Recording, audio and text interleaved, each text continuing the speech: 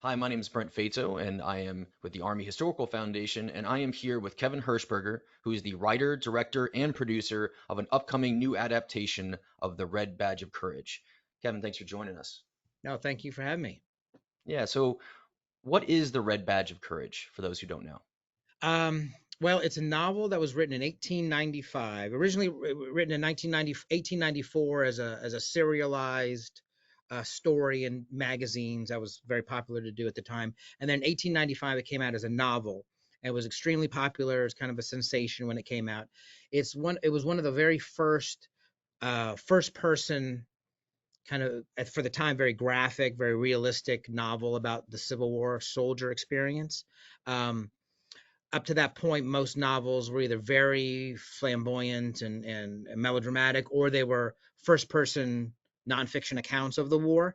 And this was written by Stephen Crane, who was at the time in his early 20s, and he interviewed veterans and then took their stories and created a fictionalized dramatic story. And it's a very short novel. It's not very long, and it's been it's been popularized in popular culture as a Civil War novel about a young man's first experience in war. It has to have been an influence for the All Quiet on the Western Front, which was written in the 1920s about World War One. It's been adapted into two movies only since it was written, and it's a universal story that could be set anywhere. It could be set in Vietnam. It could be set in Kosovo in the 1990s. It could be set in Ukraine right now. So it's about a young soldier who joins up with dreams of a honorable war, of the old ancient kind of pageantry of war, and then he's confronted with the reality of it, which is very day to day, mundane, sometimes boring, and then when he's thrown into battle, he has to internally figure out what he's going to do because he's scared out of his mind. And in the novel, he runs in this first battle, gets lost in the woods, has these experiences, meets these different people. It's like the Odyssey. Finds his regiment again, and then as in this journey, he gets hit in the head by another soldier. Um, and he gets this wound, and he then takes this wound and uses it and tells a story about what he experienced being wounded in the battle, which he really wasn't. But he kind of hides this lie, and in the battle that follows the next day, he kind of steels himself. This wound gives him the courage to keep going, so he has to find within himself the courage to fight even though he's scared. And in the end, they kind of win the battle for their little regiment, but at the end of the story you learn that it wasn't what they did wasn't that important, and they didn't win the battle. They just thought they did. um, so it's that kind of, again, a universal story of your individual fight is the most important thing in the world in that moment. It might be very important to the overall battle, it might not be very important at all, but to you and your unit is extremely important. And that in that fight you've got to find your own courage. You got to find the what's inside of you to hold on, fight with your friends, and succeed, even with what you have in front of you, and that's your small little microcosm of the world. That's how I see it. Very good. Now, what was the last film adaptation of The Red Badge of Courage? Well, there's been three technically. The first was in 1951. John Huston was a famous director at the time. He wanted to make the movie, so he pushed forward. He filmed it at his ranch or his home in central in outside of Los Angeles. MGM was the studio he was tied to. They didn't want to do it. So he hired, it was kind of a gimmicky movie. So he hired Audie Murphy, who was the most decorated World War II soldier at the time and wanted to get into film. So he hired Audie Murphy to play Henry Fleming, the lead. He hired Bill Malden, who was the cartoonist from World War II, and he was the best friend. He had a lot of character actors from Hollywood and Western actors. And he wanted to do a very strict adaptation. His movie was 2 hours long. It was apparently very, very good, but they screened it to teenagers. MGM freaked out when they didn't understand the movie. They did one screening, and then they chopped it up into a 68-minute little short, basically, to attach as a as a second bill on a double feature, just to throw it out in the theaters. John Huston was disgusted by what MGM did to his movie. He left the country and made The African Queen. So that was 1951. People still love it. It's a very, very short movie. Like I said, 65 minutes overall. It's a very shortened version of the story. People love that Audie Murphy's in it. The battle scenes are very good, but it is a black and white, kind of chopped up, not meeting its full potential kind of movie. A classic. And then in 1974, NBC did a TV movie starring Richard Thomas, who was very popular at the time with From the Waltons, and it's okay. That's the first movie I ever saw of the Red Badge of Courage. It was filmed in Arizona.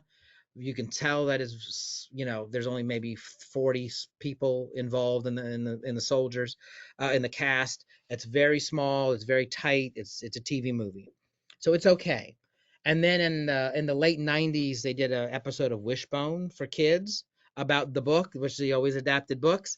It's called The Terrified Terrier, I believe. So it's Wishbone as a Civil War soldier with Civil War reenactors, which is good. It's about a kid being bullied and how he's got to be brave, and he gets and stand up to them.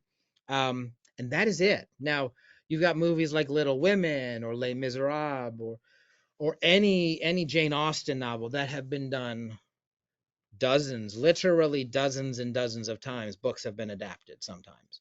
Every 5 or 10 years, there'll be a new version of a classic book. But the Red Badge of Courage has not had that treatment, which is surprising to me, which is also a good opportunity for me.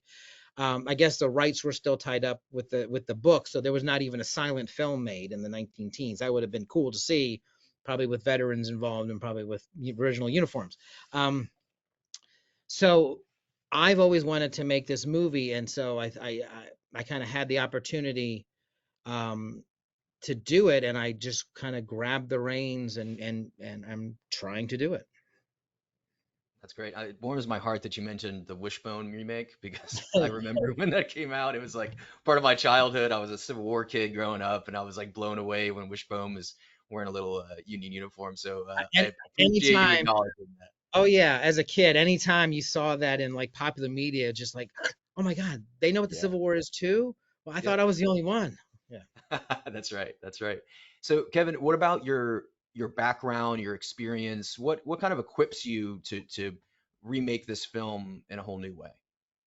Well, I started, my history life as a reenactor in 1987. So I went through all the 125th reenactments and got very into it as a teenager. Was in the army um, in the 90s up to the early 2000s, and then um, so I've always had this interest in history. I've always had the interest in, like, through reenacting, presenting history, but um, not just the battles and the tactics, but in the generals, but more about the soldiers and the individual things they carried. The canteens and the uniforms. That's always fascinated me. So there's a visual, tactile um, part of my interest in military history. So that translates to film. I started working in the film industry in the late 90s, did some short films, and they were always history, they were always military. And very slowly, as people do in the film industry, slowly started from the ground with nothing, doing, knowing nothing, knowing no one, and then you slowly build up credentials. I was in front of the camera, then I moved behind the camera. My literally the very first two things I was ever in was Glory in 1988 when we filmed that, and Gettysburg. So I was, on set for those movies and got to see them being made, which is amazing. And that kind of really spurred me on. Over the past 25 years, I've done multiple documentary series, reenactment films, and then, of course, moving into television. I've directed 100 hours of primetime TV and another 100 hours of documentaries that are, on Amazon and are available everywhere. And so with that, I built a team of cinematographers and special effects people, hair and makeup. I have a costume company that I own. I found a niche where that was needed. So I have this huge collection of 20,000 costumes here that I rent to other films and other TV shows and museums. So I'm using my resources now to do my own film. Instead of working for a television network and doing something for them, I'm kind of marshaling all those resources now. And with my same team, my same historical team that I've built, the costumes that I own, the cameras that we have access to, and then using my background as a reenactor who has a very strict um, taste for authenticity and the finer details, which works in film because we're dealing with small little close-ups. It's not like a theater with a big stage where things can be hidden and fudged. I need to make sure that, when we see Henry and he puts his hand to his temple, we see the hand stitching on his coat because he's in Virginia and it would be coming from the Schuylkill Arsenal in the Army of the Potomac, and it would be hand stitched. It wouldn't be machine stitched in 1860, early 63. So we got to make sure that like that's what we see. It's got to be the right coat, right pattern of coat for the Army of the Potomac in the spring of 1863. That stuff is very important to me. And the people I'm working with who made the hats, we had to make sure it's the right type of hat that would have been issued. The regiment that we're basing this on, we want to make sure everything is copacetic and the right corps badges and people that are interacting with, it would be the troops would be correct. We wouldn't be seeing troops that would be on the other part of the field. It was all those literally thousands and thousands of details in every scene to make sure that it's as authentic as possible, and that we're being respectful to the soldiers that fought this battle and portraying them correctly, and we're being very faithful to the novel. That's our guide, is not only the authenticity of the era, but like, is this what Crane wrote, and are we adapting it properly? Yeah, very good. I did notice I've been watching the trailer preparing for this meeting, and I can definitely say that the material culture is just a cut above anything that's been done as far as the Red Badge of Courage is concerned. But in general, just Civil War film in general, the level of detail that I'm seeing is just a lot, and that's just so great to see that put on film. So I appreciate that. Well, thank you. I appreciate it.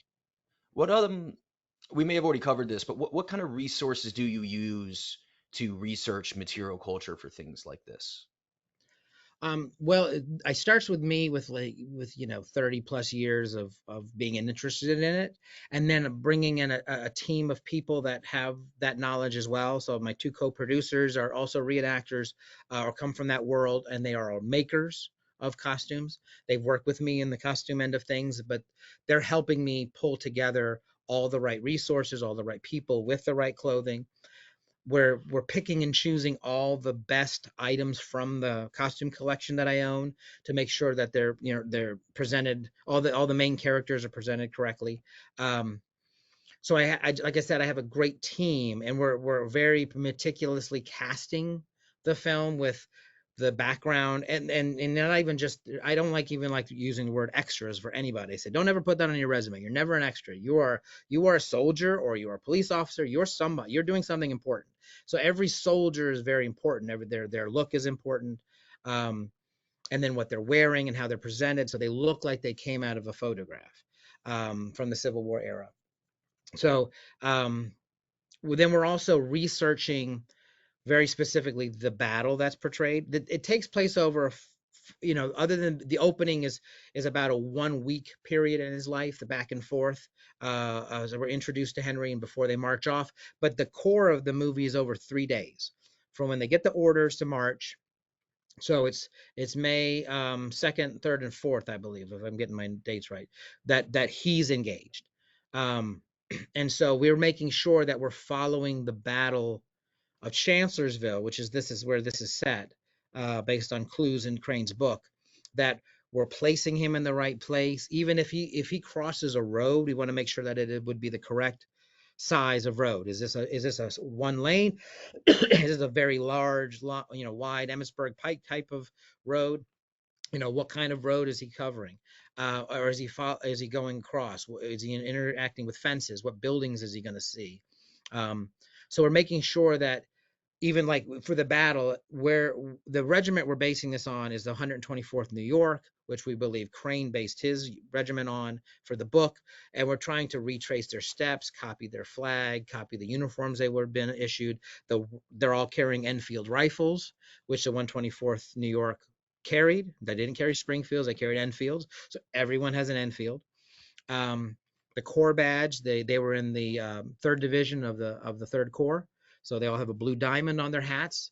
Some people think it was a red diamond for the red badge, but it was blue for the 124th at Chancellorsville. So all of those little details are being looked at to make sure that what we present is exactly what Crane would have imagined, ideally, based on the 124th New York. What if Crane was writing this about Chancellorsville? We want to place them in Chancellorsville so that it's very, very meticulously documented.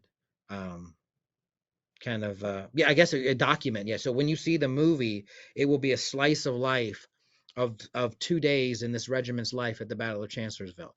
And as another note, we're doing it from his perspective, the way we're shooting it. So there are no cranes, there are no jibs where the camera moves, there's no steady cam, there's no dolly tracks where the camera moves along very smoothly, no drones, nothing. So we're showing it from Henry's perspective. If Henry or the men of his regiment didn't see it, then we're not going to see it. So I guess it's like Platoon, the movie Platoon from 1989, or 86. That was told from the Vietnam soldier's perspective, not back and forth, where We Were Soldiers Once, the Mel Gibson movie was told, you could see from both perspectives. Gettysburg, sold from both perspectives. That's not something I want to do. I'm showing it only from Henry's perspective. You're in the ranks with Henry and as a member of his regiment, the 304th New York, and all the perspective is handheld. So if you see Confederates nearby and you can identify a Confederate flag through the smoke, then you are in deep, deep trouble because they're so close that you can see them.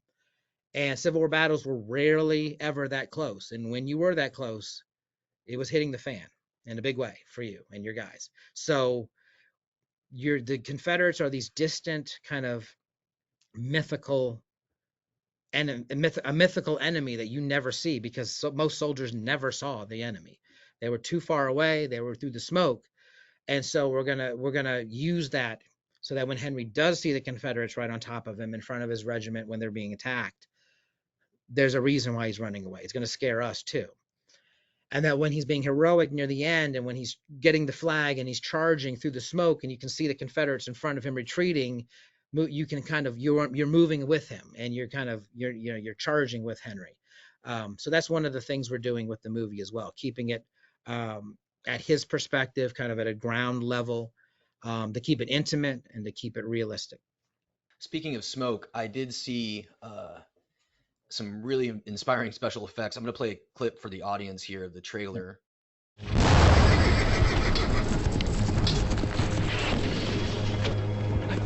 What's the matter? What happened? Why are you running? So really impressive special effects throughout the trailer that I've seen. Can you talk a little bit about the process and the sort of behind the scenes techniques that are used to create these pretty realistic, looking bullet strike effects, artillery effects? It's really convincing. Can you explain a little bit about that? Sure. That's something we've done in the past. I have someone I work with all the time. His name's Brian Merrick. He lives near Gettysburg, Pennsylvania, in fact, and he's kind of developed a technique to create very realistic special effects. We're using things like cork and having cork fly in front of the actors to simulate a bullet hitting wood. We have that in the trees. We have what he calls beehives. So it's a black bag full of leaves and some moss, or some peat moss and some the mulch, and then it has a small charge inside with some black powder, and it's wired up into the trees so that it'll explode and rain debris down on the soldiers to give the idea of an aerial burst. We're going to try to do some skipping solid shot hitting the ground, and then so you see the multiple hits as it rolls towards you, as it rolls towards the soldiers. We're trying to make sure that the actors and the soldiers, when they fire their weapons, are giving it a proper kick of what it would feel like when you're really firing a bullet, a mini ball with the right amount of powder. So we're trying to take into account what would be realistic and try to make it look exciting for the audience, but I'm not going to create any special effects that would not have occurred. I'm not going to make it, um, you know, crazier looking or more impressive than it actually would be. Again, to kind of heighten the reality, to make sure that what you're seeing is exactly what a Civil War soldier would have seen and experienced. What sort of things happen behind the scenes of something like this that not many people would know? Um, well, it kind of goes two ways. Some people don't realize how many people need to be involved. The sheer like scale of the number of people that you need on set sometimes, and then you've got to like balance that with the budget. So when you have special effects, as you mentioned, you're going to need, you got the coordinator and then someone who's preparing for the next setup, at least two people that are running around with the smoke to fill in before every shot, and then sometimes someone who's throwing dirt in. So you might have six people on a very complicated special effects scene, but you don't necessarily want to pay for all those people all the time. So you have to organize a shoot so that you have fewer people. It's like, I really need to, I don't need six people here when I only need a campfire. So then you've got to like manage how many people you have on set working based on the budget, because it can be very expensive. But the scale of people that you need. And then on the other hand is, people get surprised by the fact that it really only matters what you see through the camera lens. So they'll see a behind the scenes photo and they'll say, well, there's only like 10 guys there. And I'm like, yes, but in the camera, it looks like a lot more, because when you shoot it from this angle and with the faces you see and the blur in the background, it looks like, it might be 80 people, but you don't know that because I have trees in the way, and the way I've placed the people, they don't, and the smoke and the other things, they don't take that into account. They don't realize that it's what the camera sees is the number one. That's hard to get people. I get that all the time. Like, hey, that guy's doesn't look right, or hey, he's doing this wrong, or the way that he's standing is wrong. It's like, yes, but through the camera, it looks perfect. Yeah, you only have three people marching, or they're spread out too far. It's like, that's to make it look longer. And if you look in the camera lens, the way I'm filming this, it looks perfect. It only matters what it looks like through the camera. That's what it looks like in real life on a movie set, doesn't matter at all. It's only what it looks like through the camera. You can do forced perspective. That's basically what that is, to trick and to make things look larger than they actually are. And I think also the one people don't realize how hard casting can be, or how much time that can take, or with the scale of that. To find Henry Fleming, he's a new actor named Aiden Close. He's brand new, young, very, very young actor, 22 years old. And we did a nationwide casting, and we got about 2,500 submissions. And then we whittled that down to about 200 or so to actually pay attention to. So my casting director, she looked at those 2,500 submissions and then sent me a list of like, these are the 200 or so that I think are good. And we did that, in stages, so I wasn't overwhelmed. And Aiden was one of the very first I saw. And then I watched dozens and dozens more, trying to see if anybody could beat him. Like, is anybody better than this guy? Because he's really good. And that was first based on his look and his face. I was like, okay, he's got the right look. He's young. Okay, let's see what he can do. Um, so that can take a lot of time to find the right person. So we had to do a casting call. Out of 2,500 people, we found one person that was going to be Henry, to me. We had a couple of people that were like, well, I mean, he could be Henry if we really needed another Henry, if this guy wasn't going to work out. But I really think that this is the guy. So you never know. Sometimes, we could have gone months and months to find the right actor and never found him until the very end, or we do this giant call and we find this one person that kind of comes to the top.